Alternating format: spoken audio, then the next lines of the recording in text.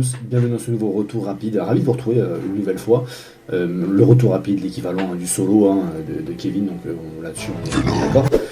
On va parler du film Compromat aujourd'hui. Film franco-russe ou français juste, de Jérôme Lassalle avec Gilles Lelouch, Johanna Kulig et Louis-Do de Lanquessin, je crois. Putain, dur. Voilà pour la présentation globale. Donc Russie 2017. Mathieu Roussel est arrêté et incarcéré sous les yeux de sa fille. Scène relativement violente, mais on y reviendra plus tard, excusez-moi. Expatrié français, alors expatrié français, oui. Il a quand même un certain statut, c'est-à-dire qu'il est directeur de l'ambassade de France en Russie. Nope.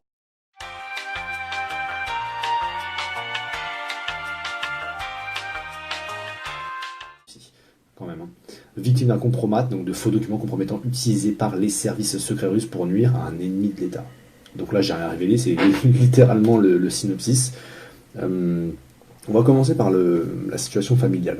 Manifestement, quelqu'un qui travaille énormément donc, dans les bureaux, donc qui parle français et russe extrêmement bien, aucun souci avec ça.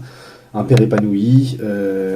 En revanche, au niveau de sa compagne, c'est moins joli apparemment. On apprend. Alors c'est là que le film est intéressant, mais je vais y revenir un peu plus tard. C'est que le film se fout un peu de ta gueule.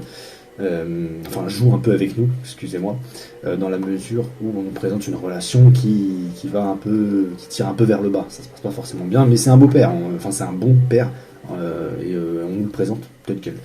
Donc voilà, on le voit même un peu échanger avec des collègues, il est plutôt apprécié. Ça commence plutôt, plutôt bien, mais du coup, dans la suite de ce récit, on apprend qu'il y a une espèce un compromat, en fait, littéralement, contre lui qui se tisse un petit peu. Et il va avoir... Alors, comment ne pas spoiler? Ça va être compliqué. Je pense qu'il y a un moment, je vais devoir. Mais pour l'instant, voilà, il y a une belle évolution au niveau du contexte familial et le travail.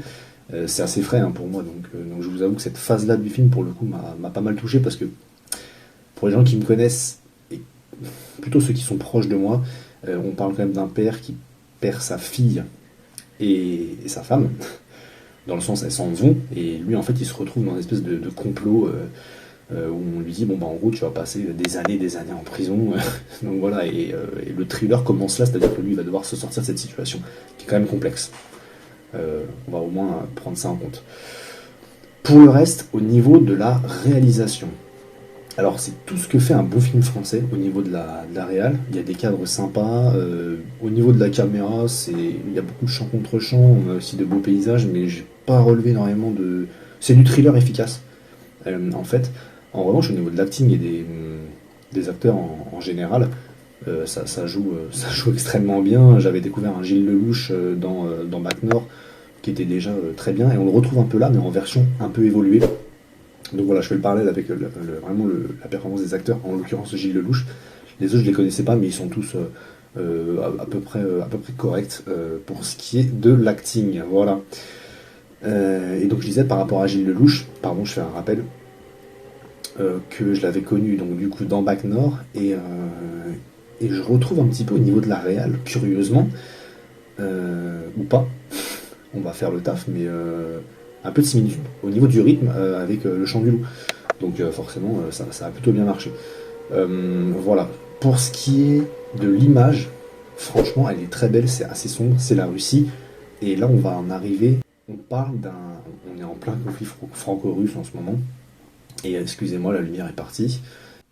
Là où c'est intéressant des visages, c'est qu'on voit en fait la froideur des Russes et le côté toujours enjoué des Français, mais un peu faux cul et hypocrite. Ça met beaucoup ça en avant. C'est très très intéressant. En tout cas, moi j'ai beaucoup apprécié cela. Et on voit bien qu'il y a des choses qui ne vont pas en France, qui ne vont pas en Russie, mais en France c'est plutôt très toléré. Du style l'homosexualité, le wokisme autour du LGBT, de tout ça. Enfin, on parle pas de tout ça, bien évidemment, mais juste sur le prisme de l'homosexualité. En Russie, c'est une honte totale en fait. L'insulte PD, ça rabaisse au plus haut point. Donc c'est quand même quelque chose. Alors qu'en France, voilà, on peut être fier d'aimer l'art, d'aimer l'amour même sous forme de deux hommes qui s'embrassent ou d'autres choses en fait. Et d'ailleurs, il y a un moment, il y a une scène où Gilles Lelouch, donc Mathieu, Il met ça en avant, il dit mais qu'est-ce qu'ils aiment chez moi? Mais il comprend pas pourquoi il s'est pris un compromat sur la gueule, dans le sens, mais attends, qu'est-ce qu'ils aiment pas chez moi? C'est juste mes valeurs, c'est juste ce que je représente.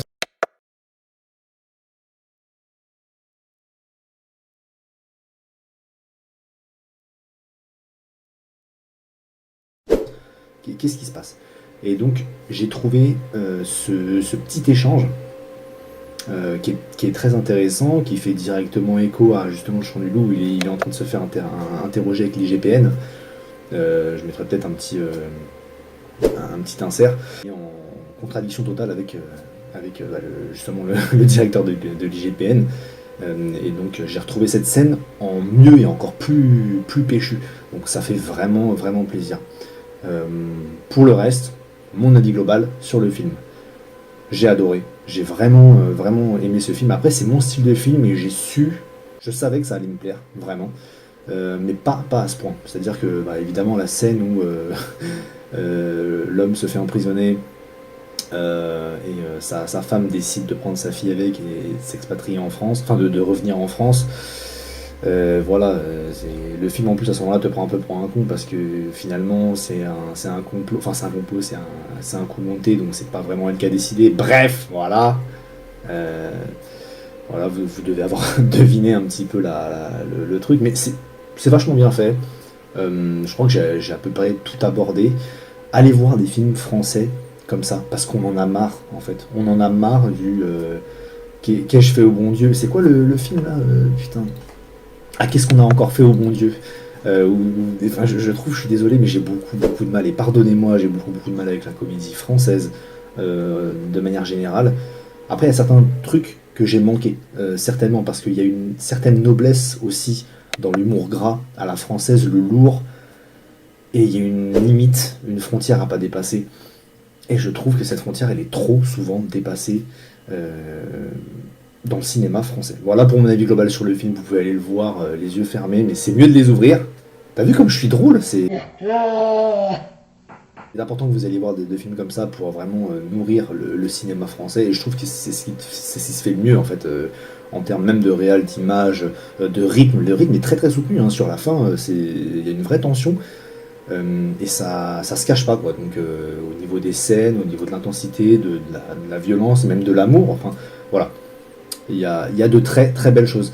Voilà, ce sera tout pour moi pour ce retour rapide aujourd'hui. J'ai pas trop vu le temps passer, c'était la séance de 15h, il est 17h là. Le film fait 2h07.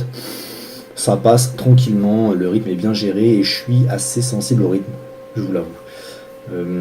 Voilà, allez voir des films comme celui-ci. D'ici là, portez-vous bien et je vous retrouve pour une nouvelle critique avec Kevin, je l'espère. Ciao, portez-vous bien.